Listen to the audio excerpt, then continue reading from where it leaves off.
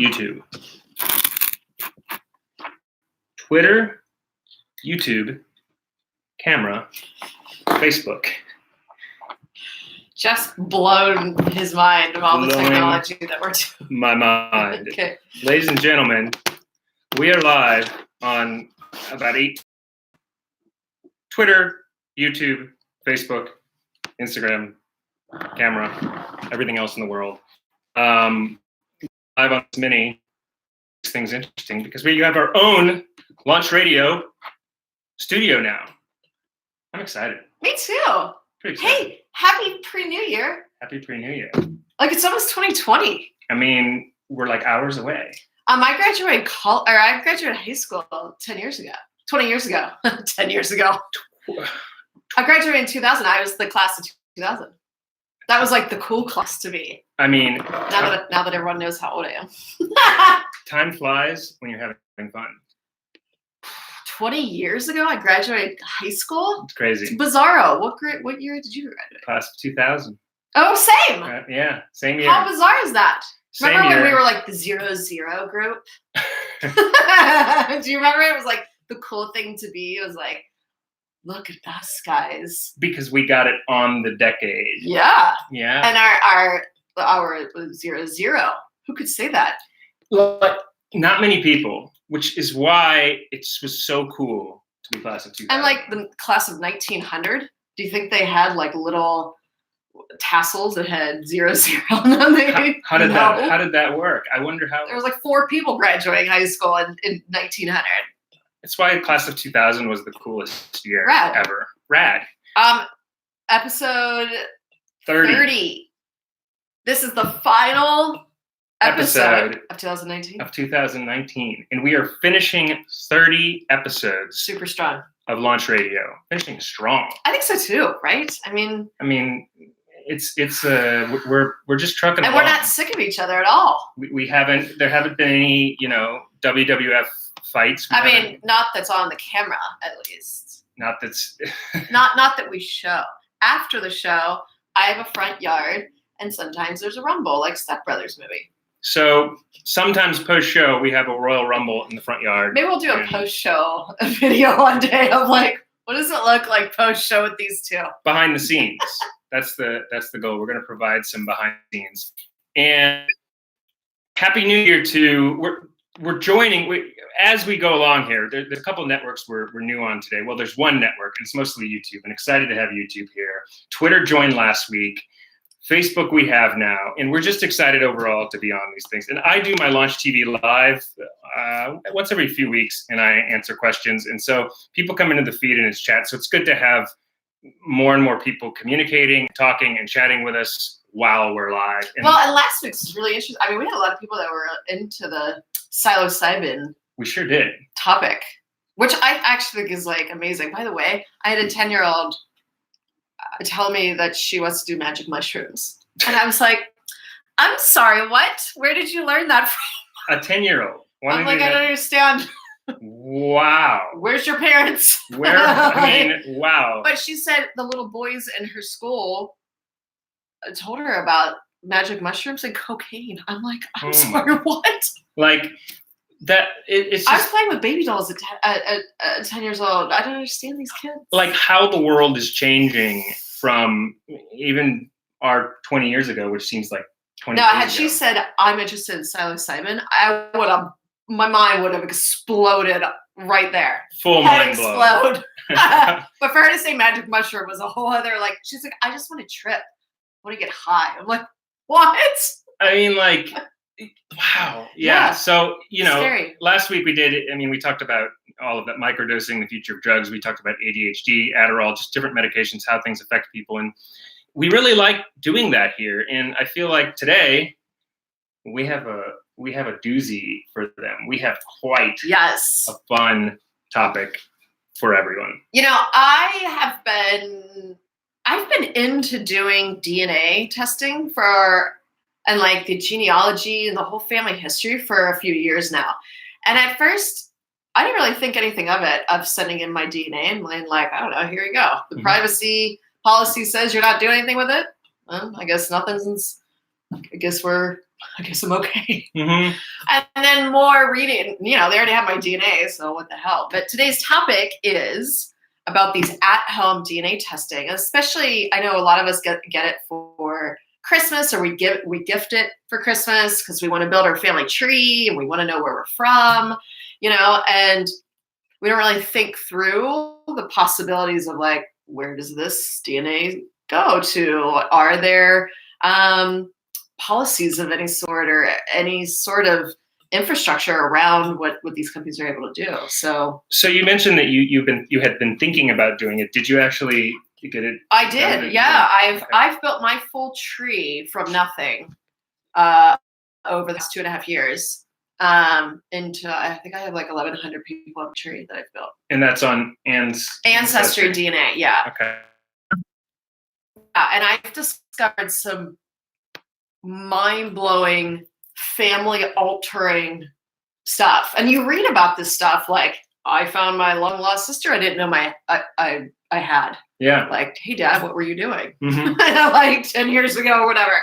But mine was bonkers. I mean, I had to call my mom up. I'm like, are you sitting down? Because I found out some serious stuff. Yeah. And it was all through Ancestry DNA. And you've done it though, right? So I've done it on both 23andMe and Ancestry. Yeah, both. And have you noticed the difference? I've never done 23andMe. Mm-hmm. Have you noticed the difference between that and? Well, both. There's 23andMe offers more. From my experience, there's more. It's more detailed about just the health stuff. What about the genetic, like what part of the world you're from and stuff like that?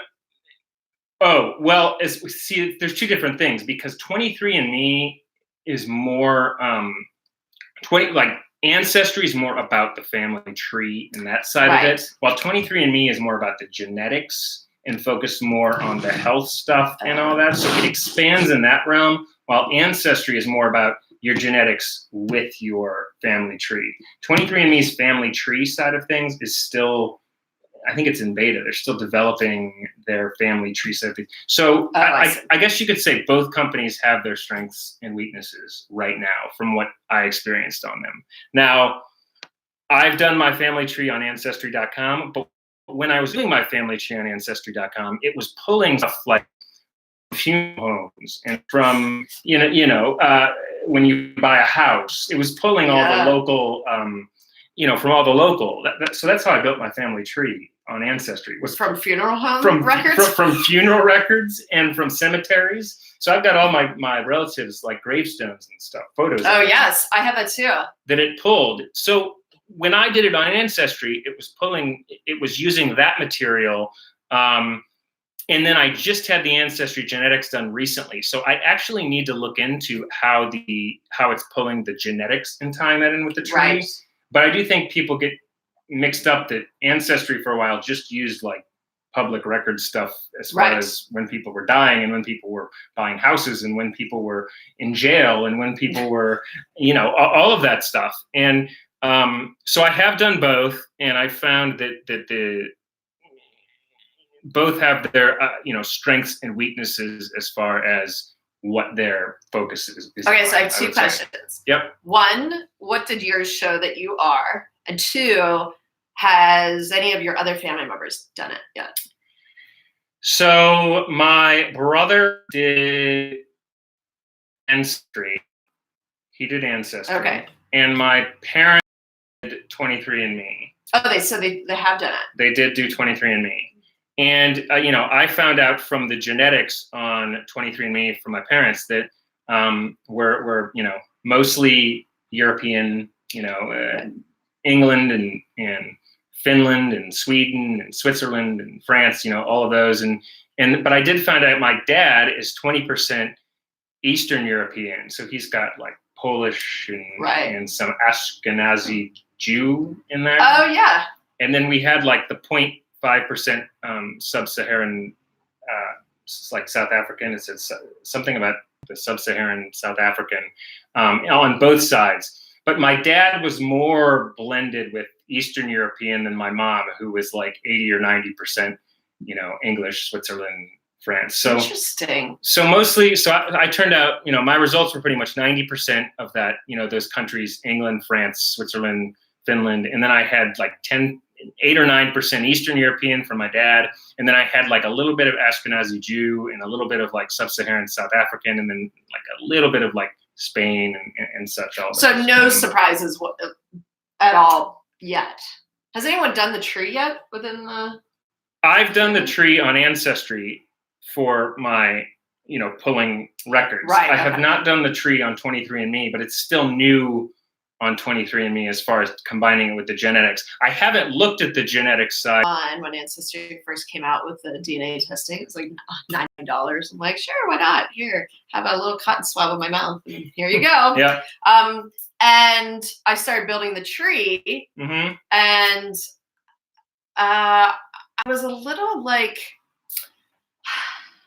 I didn't go in with any questions. Mm-hmm. I just was wondering if, what kind of discoveries I could get from it, right? So I actually found, as I was doing it, that, my great-grandmother or my great-grandparents, we just always thought they were died in a car accident. That's what our grandparents had told us. Right. So I found out through death certificates and through the DNA and newspaper articles, because Ancestry taps into everything like that. Everything. And I found out that my great-grandparents, it was a murder-suicide. So it wasn't what you guys thought. Yeah, my grandmother told us that her parents died in a car accident. Wow. And it was a murder-suicide, and my grandmother was in the room as an 8-year-old and watched it. I mean, this is like front page of all newspapers, within a 5-state radius. This happened in 1925 in Pittsburgh. That would be big news today, let alone in Pittsburgh. And the details of it are even more horrific. And oh my gosh. So she didn't talk about it because it was probably super embarrassing. Now my grandmother's passed, mm-hmm. so we don't have an opportunity to talk to her about it. Yeah. And so she obviously, wow. So you find out things. So it's all in the newspaper. Yeah. So I had to call my mom and be like, hey, and it was her grandparents, so my great-grandparents, I'm like, are you sitting down?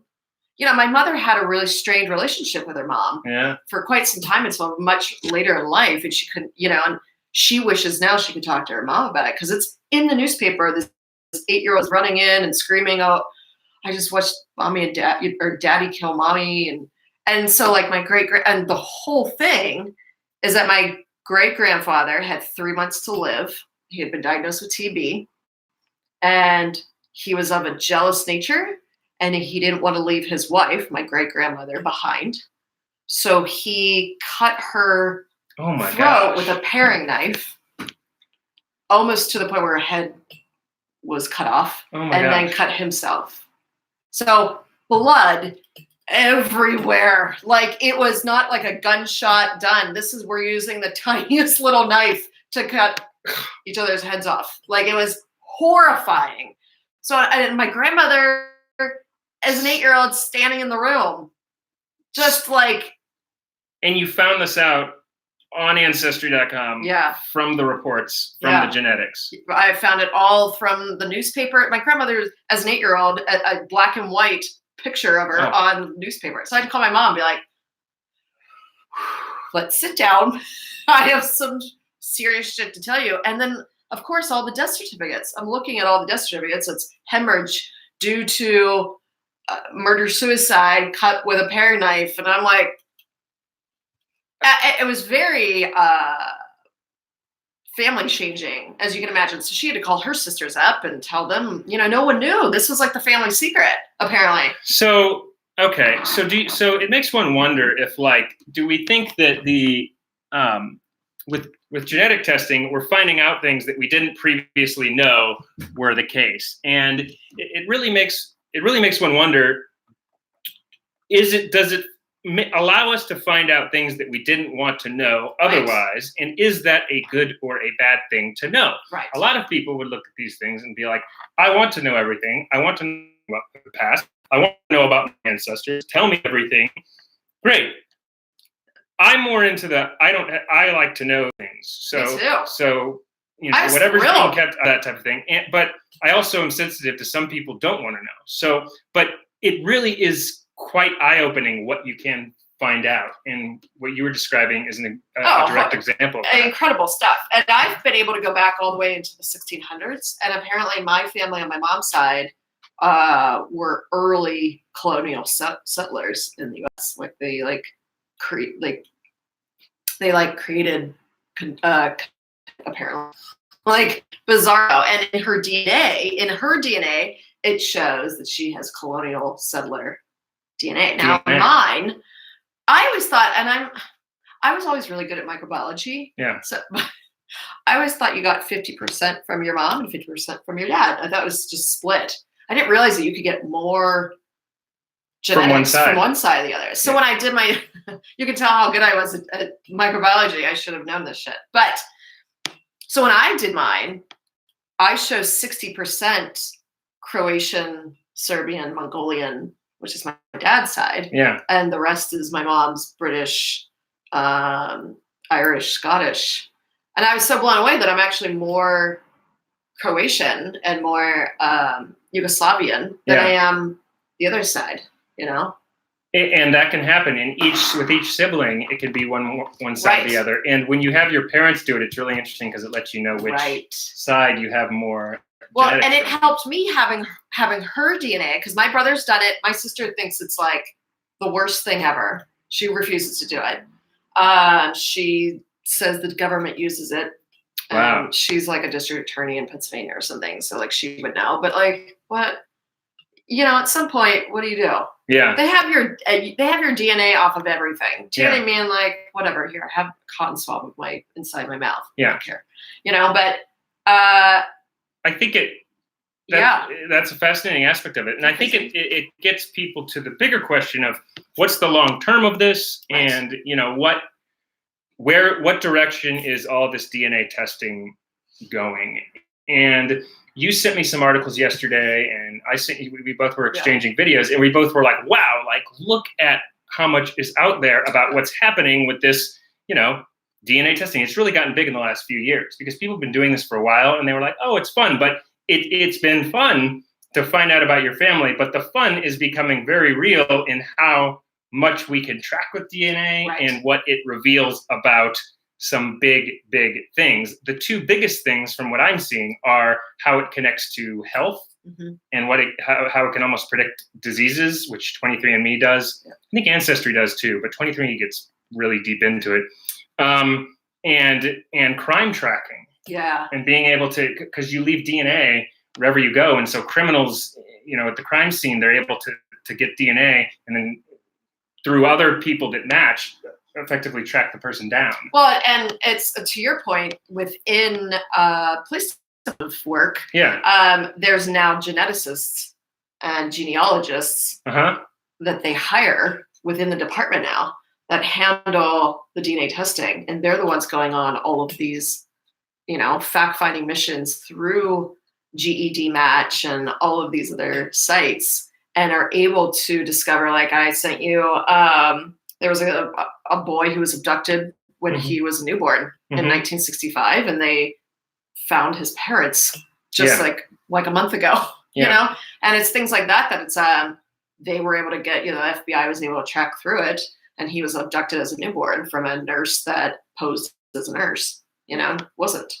And that was a New York Post article you sent me, right? Yeah. That really just eye-opening that they're able to do that. And what do you think is the long term of this? Do you think that, as they are able to find out more and more and more about people's DNA, are they going to be able to track criminals really easily? China is saying now that they're able to just track criminals by, like, they can get the DNA and draw up a sketch of people. Right. I don't know if it'll get to that point. I've heard people speak that it might not get to that point, but I wonder about that. Like, I wonder if it could get to that point, that they can sketch, they can know your eye color and your height and your hair, but can you sketch a person straight from DNA, and will we get to the point where we're able to do that. I think that's really interesting. Well, and the other part of that is, are we meddling in something that we don't know enough about? For example, when social media came out, how many years ago, everybody was like, yes, I'm going to put baby pictures up on Facebook and MySpace and started just pummeling these social media with content. Right. Little did they know how that content would be used for advertising, So the more now, all of a sudden, we're like, oh, now I understand how social media works. Right. I don't necessarily want to post certain things because now I understand that my information is used to third parties' advantages to advertise. And that's where we're coming now into the DNA testing, where people are like, there's no rules and regulations around any of these at-home DNA tests. So Ancestry and 23andMe, I think 23andMe especially, that, consumers can opt in to share with certain third parties. And those third parties are pharmaceutical companies. So they're selling your DNA results to pharmaceutical companies. So those pharmaceutical companies will then advertise to you based upon, let's say you have cancer, predisposed to cancer. They might start sending you information about cancer drugs. So it's like, whoa. I just wanted to build my ancestry tree. I just want to know. Well, right. You know what I mean? I don't know if the privacy policies, even the Pentagon, warned their employees and as well as the military personnel, this plays into that, not to do at-home DNA because they feel it's a security risk. Now, okay, so let's talk about that for a second.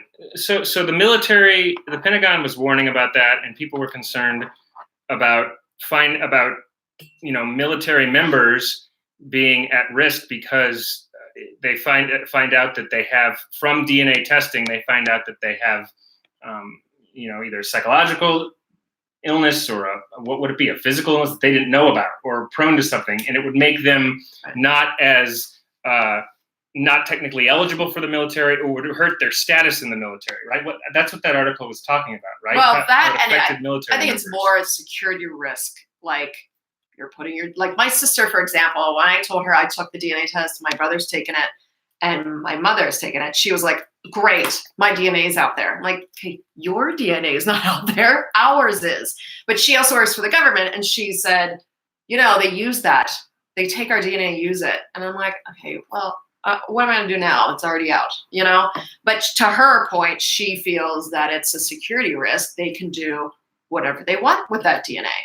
And there's no regulations around law enforcement either. Yeah. So law enforcement is able to tap into these things. And though it may seem like a good thing where they are able to solve a ton of these horrible murders that happened in the 70s. And like the Golden State Killer is one of them. There was a gentleman, I shouldn't even call him a gentleman, but a man in the 60s who murdered and raped over 20 some women. They just found him through this GED. And it was a massive break in the case. He's in his 80s and he's in jail obviously now. But there's been cases where law enforcement has used it against people. They took the information too hastily and tried to push it as a probable cause. Meanwhile, they were completely wrong. It was the wrong person. And the problem is what they've shown in a 2018 report is that 40% of these tests have false positives and false results, which is pretty high if you think about it. On the DNA test? Yeah. That 40%? Yeah, up to. So it's clearly we're not quite there on the DNA testing as far as... Especially the health one. Like one may say like, hey, you might get cancer. You may get breast cancer. Meanwhile, that's like back up the truck. Yeah. We would need to actually retest again with actual geneticist, because a lot of these tests are proving to be not as accurate as they say they are. Yeah, that's really interesting. And I actually see a lot of people. Hi, YouTube. Hi, everybody on YouTube. I see them commenting and asking. Hi, Vernon. Hi, Johan's in there. The Ford. Some of these people I know because they're regular. James Teen is dead. Francis Aguado. Hi, guys. Hi, Vernon. Hi, Amanda. So I do find it interesting as far as that. I'm not really sure I understand the whole media or the whole military thing, because in my mind, if somebody in the military had something that DNA revealed, we would want to know that, or they would want to know that. Yeah. Now, the Pentagon was concerned about, I think, about that element too, unless I misread that, but that should be a good thing. The DNA is actually helping us in that way, because we want, the best people on the front lines that are healthy to be in the military. So I view that as a good thing, as far as DNA helping with members of the military. As far as solving crimes and tracking people down, it does sound like there's a lot of flaws, as you said, in the actual testing. So that is something that we should be concerned about, as far as getting the accuracy of it down in the long term. Right. Now, but I think from what I'm seeing and what I'm hearing and what I've read, I read all those articles that you and I spoke about, the baby who was abducted, and people being skeptical and not skeptical. I also searched on YouTube. I watched a couple interviews where Scott Adams was talking to this guy, Steve Sue, who has a company called Genomic Prediction. And he's able to track, what they do on his website is they can track disease, they can predict diseases to some degree. It's improving more and more before they can really accurately, I think they had 6 or 7 diseases. Breast cancer was one of them that they were able to, through DNA, know pretty readily if you were likely to have it or not. Now, 23andMe and Ancestry also does that. Right. It looks like this company, Genomic Prediction, does it in a much more advanced, sophisticated way. Because I did Ancestry. I love Ancestry, and I found out, as everyone knows, what all the things I found out about my family. But I did their health part, which is in beta still, I believe. And it basically told me, "Oh, you're fine." Yeah. I was like, because when you use other ones, they show, hey, you have because almost all of my aunts have breast cancer. Yeah. Okay, my grandfather died of heart disease at the age of 45. Clearly there's indications, and Ancestry is like, nope, don't worry, you're good as new. Yeah. That's insane. So I think some of it, pull this DNA, and this guy, for example, is able to create a profile of whether you're actually 100% going to get a disease or not. Then couldn't we genetically rid ourselves of that disease before it? The point that you bring up is one, there's certain things, directional things that you can look at. And I think that one of the things we can look at from what's happening is what this could potentially do to insurance. That's what I was talking about. The Genomic Prediction guy, he was talking to him about it, is that it could potentially lower healthcare costs by being able to, if it gets much more accurate, which is a big if, in Marxism, know what illnesses people could potentially have, we'd then be able to, go to some type of a single payer plan for much lower costs, because we would know, this is once it gets much more advanced, we would know who has risk for what versus who doesn't, changing the whole health insurance industry. So that could have potential within health insurance. That's one thing that I find really interesting. And the other thing that I find really interesting is what you just mentioned about the, there's a whole epigenetics. Is that the name of the conversation? About being able to, embryos, the genes, being able to make the perfect human, which there's been a lot of controversy about. That's one thing, but that also ties into the whole, can genes impact, which is what you were saying, diseases by going in, knowing what you're prone to. Maybe, I guess this would be epigenetics wise, and having your child not be prone to cancer and being able to delete that gene before it comes, which ultimately, if you have an illness or potential for an illness, by being able to delete the right genes, it could cure diseases. It could. I know, but the problem is, cancer. Are we trying to kill 100 years old? We're already overpopulated this planet. Yeah. So I'm sorry, but the only thing that's true, according to Ben Franklin, which is accurate, the only thing that's real is death and taxes. Yeah. Right. So we all are born, we all die. That's the latter part of that's very important. We all have to die in order for the new generation to come through. We can't just all live till we're 1,000 years old. So if you start playing around with genetics and you're like, okay, I don't want my kid to have breast cancer, are you playing God? If you believe in God, are you playing That's the controversy. with some serious things that you're not supposed to be playing with? You know, we're not supposed to be on this earth forever. We're going to overpopulate the planet if we do that. You can't reproduce creating more generations and you still staying alive. Yeah. You know, I don't know. I think that's a really tricky thing. Now, if it's something like your child. Kara's headed towards the when the mind gets blown, and then we have to end the podcast. Or I'm like, all right, I'm done. It's nap time for Kira.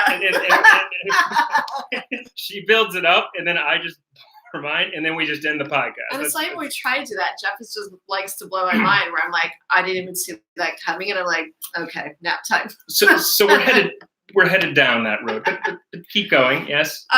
Something about your mom or your, I don't know what you want to say. Anyway. Are you listening to anything I was saying? So we have fun with that. But so what do you do with that scenario? Because that is the road that it's obviously going down. That's the road it's going down, and if your child if you're pregnant, or you're looking to get pregnant, and embryo is being, you use IVF and all of that, and they're like, oh, this embryo looks like you could have Down syndrome. Mm-hmm. Let me just delete. Let me just fix the code there. Perfect baby. And there's people that would argue too. Well, there's nothing. Down syndrome. There's nothing wrong with it. Which is great. That's fine, respectable. But I think that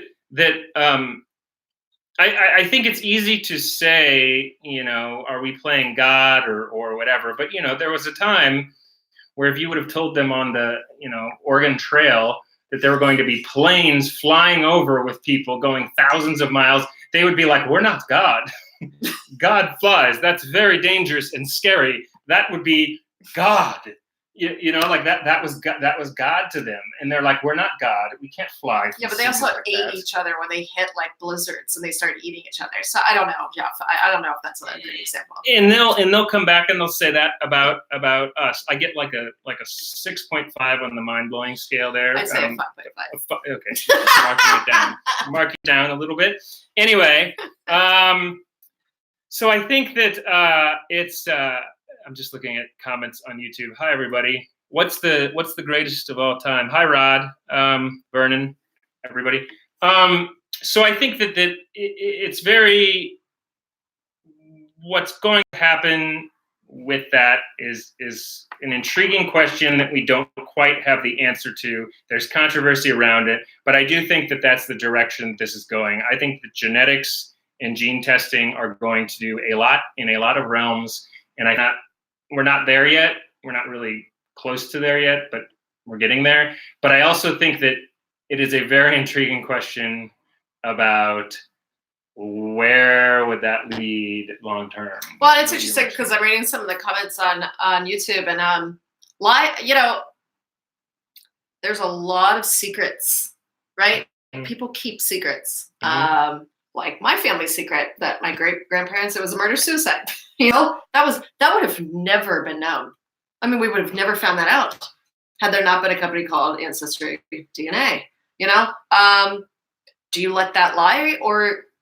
And in worst cases, mine was peanuts compared to some other things where it's like, hey, my dad apparently is a killer from the 1970s. I mean, you're talking about seriously ruining people's lives. Mm-hmm. Or breaking up families because dad had an affair with so-and-so and he has an illegitimate child out in the world. There's a lot of that going on. A lot of that. So it's like, I guess if you got a DNA test for Christmas and you're thinking about it, it's really a personal preference. I'd have to say it. For me, I was like, I want to know about my family. I want to know about my background. I'm willing to take the risk. Would I do it today? I would. Keep going. I don't. But you don't mind. I mean, you don't care if the government takes you away because you have poor DNA.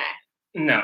Because no. there's I the just don't think conspiracy about theory that people are that when you send in your DNA into these companies, at some point they'll just start weeding. We're overpopulating planet Earth, that they're going to start weeding out the bad DNA, and they'll start knocking on your door, and it's like, your DNA came back like shit, and you get to go on the back of this bus, and the rest of the people get to live. So I might okay. So you may go into the incinerator. I might be on the bad bus, but I don't fear the bad bus at the incinerator. But a lot of people do. Right, but that is the conspiracy theory where the government is using it in terms of like, oh, you're a good person, you're a bad person. We're gonna weed everything out. You know, like. And the other thing, I'm sorry not to cut you off. Go ahead. The one thing I am a little concerned about, if people can data breach an election of the U.S. government, yes, you don't think there can be a data breach of our DNA at Ancestry DNA? Like, well, what then what happens? I don't know. What could you do with all that DNA? You could sell it to other companies. There's a lot of stuff that could go potentially very wrong. And then what would happen if someone steals your email? When Yahoo had that massive, bad things can happen. They can steal your identity. They can steal. If they steal my email, it's a bunch of LinkedIn notifications, Banana Republic flyers, and Southwest Airlines, coupons. Porn. So they're not porn. Yeah, porn. Don't lie, it's fine, Geoff. Everybody watches porn.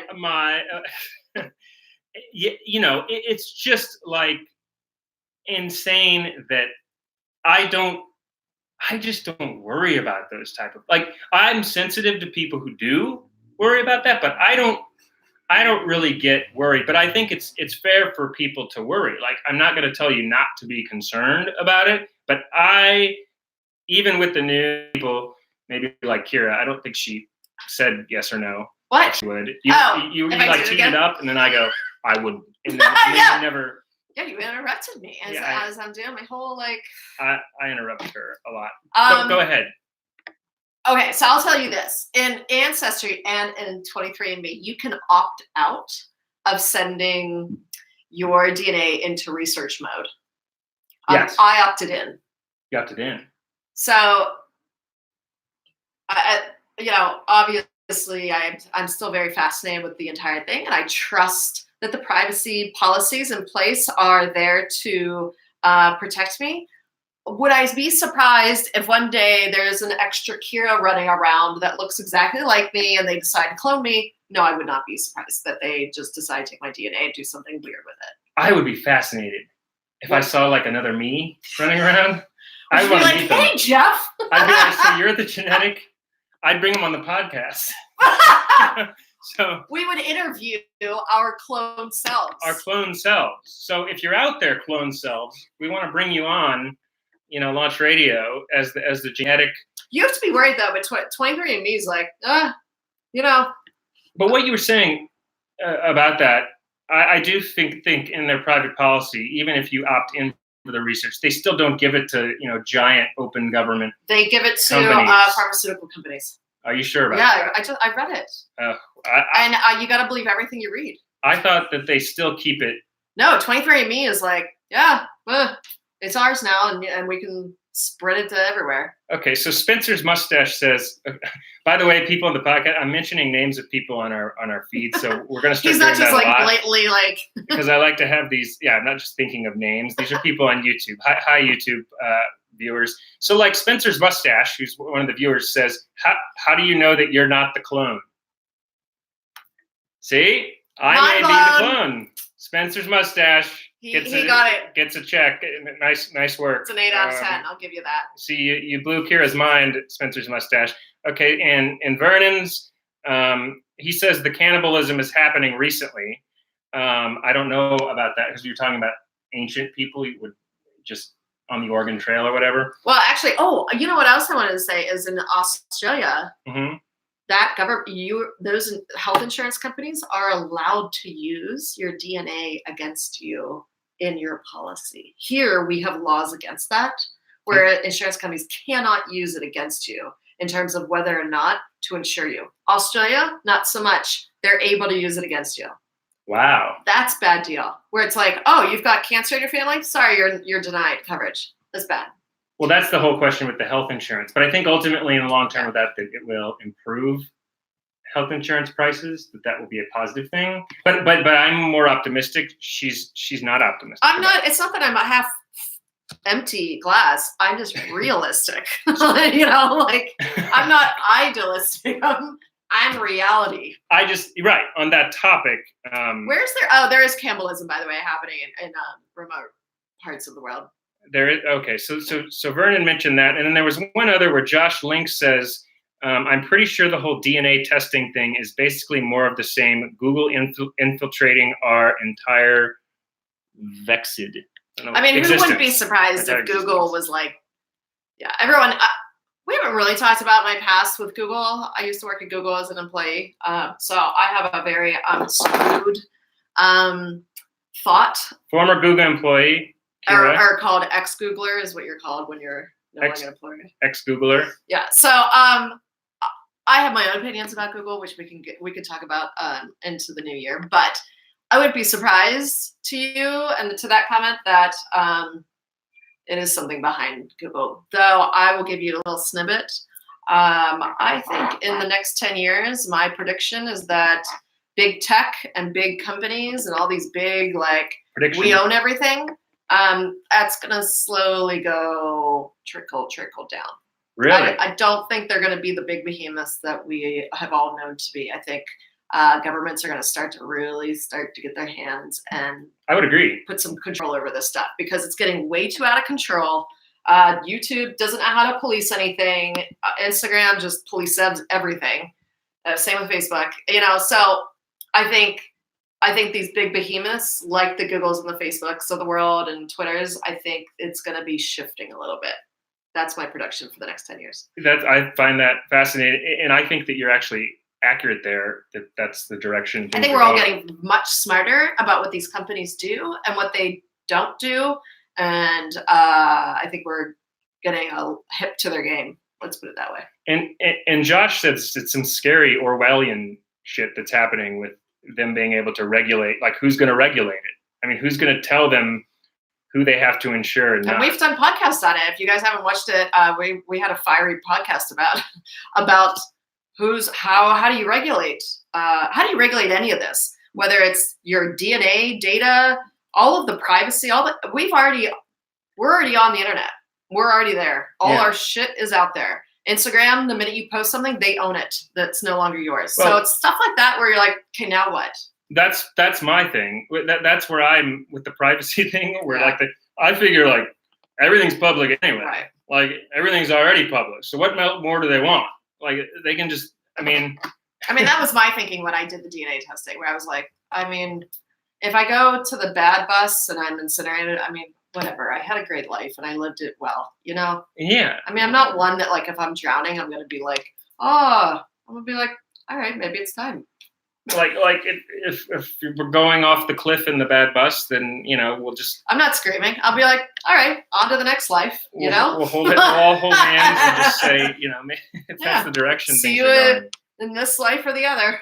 So, yeah. So I think that certainly all of this brings up just all sorts of questions with not only, health, but long-term humanity and crime. And just the genetic testing in the next 50 years, what happens with 50 years, Geoff, in the next 5 or 10. I think so. We're already there. And the thing is, we only know what we know. Right. We don't know what's going on in people's basements and in laboratories right now. Do you know what I mean? We're only told the things that are open, that are ready for public consumption. Mm-hmm. There are so much more underground, not bad stuff, but just in general stuff that we don't know that's going on. But 5-10 years, we're in some serious shifts as it pertains to this DNA and genetic stuff. The good, bad, ugly. And I still don't think we know quite what is at the what's at the core of DNA, what's underneath DNA, what's at the we still don't know. This is where the blind mind goes. You can tell my face is she starts getting, You know why? Because the minute we start scratching, we'll just start itching and we're like, what what's Or behind not. here in our genetics? And then we're like, oh wait, there's a wall back here. Is this what? Truman Show. Is this who's running the Matrix? Yeah. Like we start like pushing away certain pieces of this, and we're gonna start to see the man behind the curtain kind of thing. The you curtain. know? It's probably Joe Rogan or I know, right? Who is behind the curtain? It's probably one of those people. Scott Adams. It's probably Scott Adams. People kid him on his. He's great, by the way. You should check him out. I tweet with him sometimes. But like he talks about people kid him about pushing buttons in the simulation because things get shifted, and he's always talking about it. But he's really interesting. Mike Cernovich is really interesting. I find all those people who are able to shake things up and really speak on different topics. It's really, really interesting, all those people. And I find what's happening with social media and what's happening just with who we are as people in our genetics at their core, and how that's going to transfer into social media and tech and AI is going to be very, very interesting to see in the next 5 years. Yeah, for sure. 5 months, So I think we covered a lot of genetics. Any other? Oh, thanks. Everybody watches my Mandela Effect videos. Thank you guys on YouTube for watching Mandela. I just brush the shoulder off, Geoff. I have these nice intimate chats where we do Launch TV every couple weeks, and I chat with all these people. They're just great. But yes, more of that coming soon. And this is 30 episodes that we've now done. Happy pre-New Year. Happy pre-New Year. We'll see you guys in the new year. We have a lot of great episodes coming up. Great shows. So stay tuned. I just want to say a very special thank you to all of you for tuning in over the past year. Geoff and I have had so much fun doing this. Where I was hoping with the DNA testing I'd find out if he was my long lost brother, but not yet. Fingers crossed, but I'm pretty sure we're related somehow. We're still investigating. We're still investigating it. Brother and sister. But I've had such a great time with Geoff and with all of you and all of your comments. So it's been so fun, and I can't wait for the next 30. Yeah. 30, the next 100, next 400 episodes. Sister, we will keep it rolling. I've enjoyed it the first year here with you. Thank you, viewers. Thanks, Josh, for hitting the like button. Thanks for liking it. They're all liking it. That's so nice. Like the video, great, because it's live on YouTube. Everything I do with Kira, I have enjoyed this whole year. It's been fun, even though we like to fight, which makes it more fun. And it's getting dark outside. We're gonna have to cut the fight up short after this. The rumble. I usually win the fights. But, she thinks she does, but it's okay. So anyway, thank you, everybody. Episode 30, Launch Radio here at Launch Radio. The future is Launch Radio. Happy New Year, everyone. Happy New Year. Peace. Bye.